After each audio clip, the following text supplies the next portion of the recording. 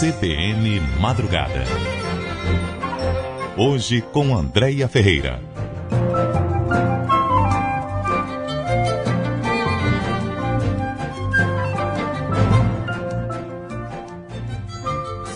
Aproveitando o Dia Nacional da Consciência Negra nesta quinta-feira, vamos falar agora sobre queloide, lesão elevada que é brilhante ou dolorosa, de localização térmica que ultrapassa os limites da ferida original, invadindo a pele normal adjacente, que os negros têm maior propensão a ter, em virtude da maior quantidade de células ligadas à elasticidade e força.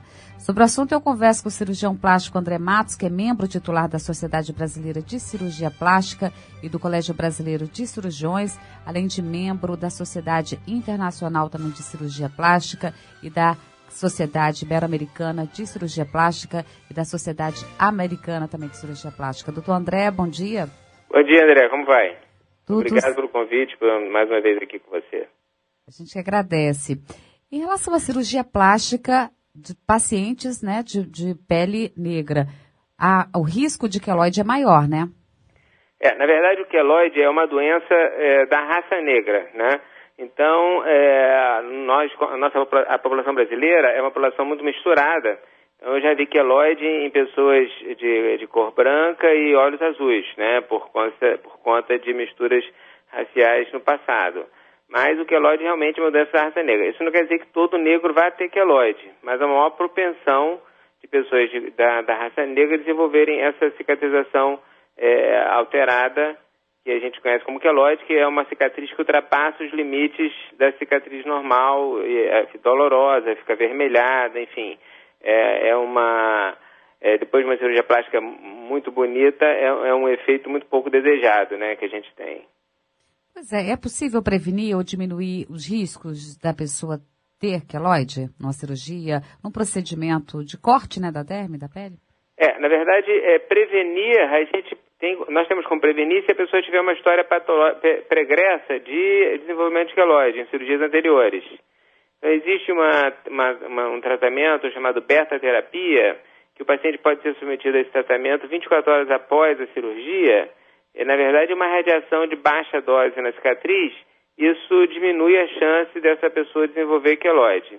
Mas, obviamente, isso não pode ser feito em todos, né? Não há como se fazer em todos os pacientes operados, apenas em pacientes que já desenvolveram queloide antes.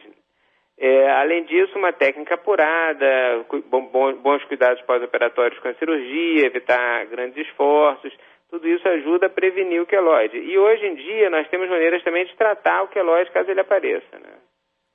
Qual é o tratamento? Existem várias maneiras de tratar queloide, né? Basicamente, são terapias associadas. O que chama monoterapia, terapia de uma droga só, nunca funciona muito bem. O ideal é a associação de duas terapias diferentes. Então, existe, por exemplo, injeção de corticoide dentro da lesão. Existe uma droga chamada Kenalog, que é inclusive importada, que é um corticoide injetável, que nós podemos injetar dentro do queloide em sessões espaçadas a cada 3 semanas, reavaliando o paciente. Em geral, com 3 ou 4 aplicações, o queloide regride completamente. Associada a essa injeção, a gente podemos fazer compressão da cicatriz. Essa compressão pode ser feita com malhas, com fitas adesivas. Existem também pomadas hoje, né, no mercado, com vários nomes comerciais, que funcionam para tratamento do queloide, né, com massagear, o paciente massageia essa cicatriz 2 ou 3 vezes ao dia usando essas pomadas, e a gente consegue uma evolução muito boa, a diminuição, quase desaparecimento completo do queloide. Mas ainda nesse caso ainda fica, né, esse queloide, essa alteração da pele, o uso dessa pomada. Às vezes a gente tem uma regressão completa do queloide, o queloide some, mas como qualquer cicatriz, as pessoas às vezes pensam que o cirurgião plástico pode tirar cicatrizes. A gente não tem como tirar cicatrizes, nós temos como atenuá-las, ou colocá-las de uma maneira que elas fiquem mais imperceptíveis. Da mesma forma o queloide, depois de você tratar o queloide, aquele porque na verdade o queloide é confundido com cicatriz hipertrófica. Cicatriz hipertrófica é muito mais comum que o queloide. O queloide, na verdade, é bem mais raro. A cicatriz hipertrófica é uma cicatriz que alargou, não ficou boa, por vários motivos. Às vezes, a elasticidade da pele do paciente, ou ela não obedeceu algum comando pós-operatório, enfim. O queloide para ser definido o queloide, tem que ser uma cicatriz, como eu te falei, que ultrapassa os limites da cicatrização normal, ela é avermelhada, dolorosa. Realmente, já vi queloides enormes em orelha de negros, enfim, é uma coisa muito típica, né? E não é tão comum quanto se parece. Na verdade, qualquer cicatriz que fique ruim, as pessoas chamam de queloide, mas o queloide verdadeiro, como eu te expliquei, tem que ter essas características citadas anteriormente. O queloide, ele pode ser, uma vez tratado, ele vai virar uma cicatriz hipertrófica, baixinha, sem dor, sem prurido, mas ele vai permanecer ali. A cicatriz nunca some, ela vai melhorando de qualidade.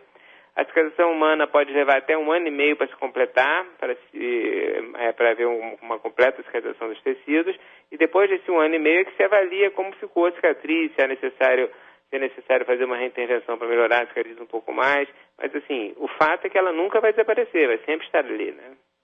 No caso dessa cicatrização hipertrófica, ela desaparece com o tempo, né? Nenhuma cicatriz desaparece, nem a que é normal, a boa, né? Você pode pegar uma pessoa de 80 anos de idade que fez uma cesárea aos 20, se você procurar, você vai ver a cicatriz. Ela vai ficar bem perceptível, mas não existe cicatriz que desapareça. Existem cicatrizes que ficam tão imperceptíveis que às vezes você nem nota, mas com um olhar mais criterioso e mais cuidadoso, você vai acabar achando, né? Então as cicatrizes mais perfeitas, mesmo as mais perfeitas, elas não somem. Qualquer corte no corpo fica para sempre, né? Um corte de uma criança de 2 anos de idade, ela vai crescer, aquele corte nunca mais sai. Então, assim, qualquer cirurgia plástica, é uma das coisas que a gente discute com o paciente, é uma troca de um problema que está lhe incomodando por um problema que vai ser resolvido, mas que vai gerar uma cicatriz.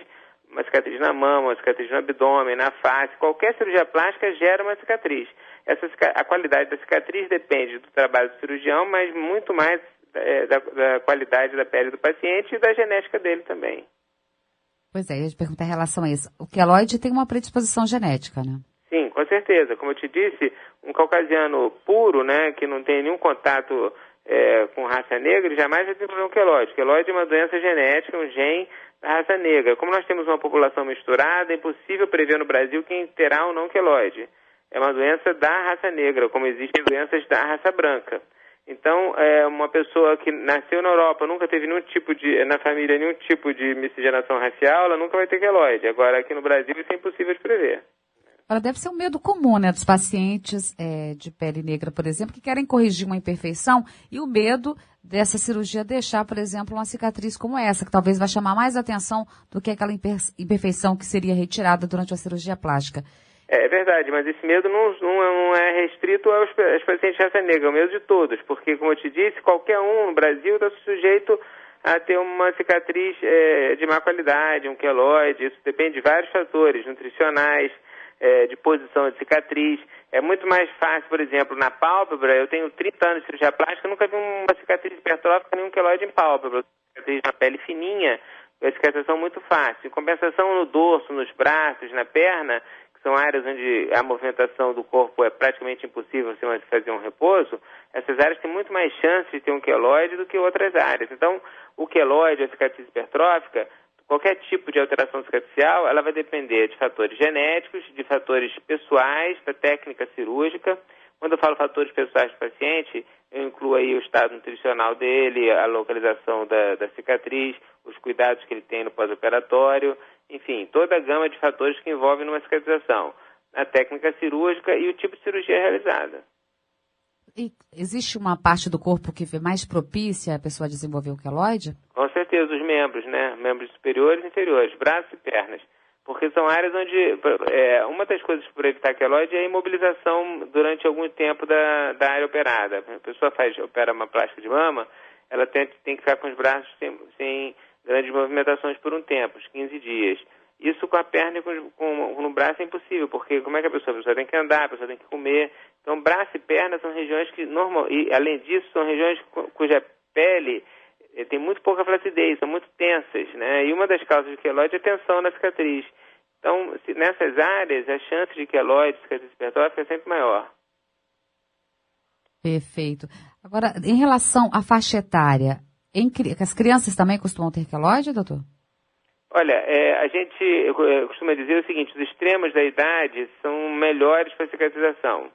Então, uma criança pode ter queloide, assim como um idoso, mas é menor a chance do que uma pessoa de meia idade. Tanto crianças quanto pessoas idosas tendem a cicatrizar melhor do que pessoas entre a adolescência até a idade adulta madura. Até 5, 6 anos de idade, depois dos 60, a cicatrização em geral é melhor do que nesse meio tempo de vida, né? Então, um paciente que já chega ao consultório com queloide, né, por exemplo, da infância ou na adolescência, já indica que esse paciente pode ter problema, pode ter uma má cicatrização após a cirurgia.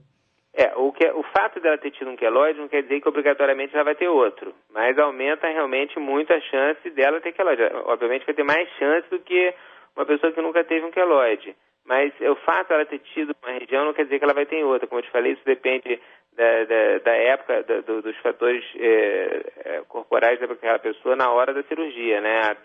Uma pessoa com 10 anos de idade tem um queloide, isso com 30 pode não ocorrer, às vezes ela tem uma nutrição melhor, enfim, são vários fatores envolvidos, né? Mas quando a gente se depara com um paciente já com queloide, a gente tem que orientá-lo que isso pode acontecer novamente. E, obviamente, que hoje em dia a gente tem maneiras, como eu te falei, de tratar e de diminuir, minimizar a ocorrência de queloides e até, às vezes, suprimir. Eu tenho tratado agora, recentemente, uma paciente, a pele dela chega a ser branca, muito clarinha, ela está com queloide enorme pós-cesárea, 3 sessões de injeção de queloide, de corticoide, o queloide praticamente desapareceu. Então, existe tratamento. Agora, você se submetido a cirurgia estética e ter um queloide é muito triste, né, para o cirurgião e para o paciente, né, é muito frustrante, né, vamos dizer assim. Nesse caso, a indicação é que seja feita, caso apareça. Nesse caso, além desses tratamentos de correção, pode ser necessária uma outra cirurgia para diminuir esse queloide? Pode. E aí, quando a gente faz essa outra cirurgia, caso tenha tido um queloide numa cirurgia anterior, aí como eu te falei, uma das maneiras de você evitar que esse queloide desenvolva é a aplicação dessa beta-terapia nas primeiras 24 horas depois da cirurgia. Isso é feito em clínicas especializadas de radioterapia, porque essa irradiação de baixa dose inibe a proliferação de fibroblastos, que são as células responsáveis pela cicatrização. Então, essa radioterapia precoce na cicatriz diminui a chance dessa pessoa desenvolver novamente um queloide. Essa seria uma única maneira de prevenir o queloide que a gente tem hoje em dia, conhecimento. Uma forma para diferenciar a cicatriz hipertrófica do queloide seria, a hipertrófica seria uma retração da pele, não é isso? Na verdade, a cicatriz hipertrófica é uma cicatriz alargada, assim, uma cicatriz que não fica bonita, fica feia, mas assim, é uma cicatriz que não é alta, né? É uma cicatriz que não dói, não coça, e ela não ultrapassa os limites da cicatriz. Então, se você imaginar uma linha imaginária na sua perna, por exemplo, um corte reto, a cicatriz hipertrófica vai ser esse corte reto um pouquinho feio, alargado. O queloide, ele vai ultrapassar os limites dessa cicatriz. Como se ele ultrapassasse os 2 limites dessa cicatriz. 2 milímetros para um lado, 2 milímetros para o outro, criando um morrozinho, um altinho, vermelho, doloroso e com coceira, pruriginoso.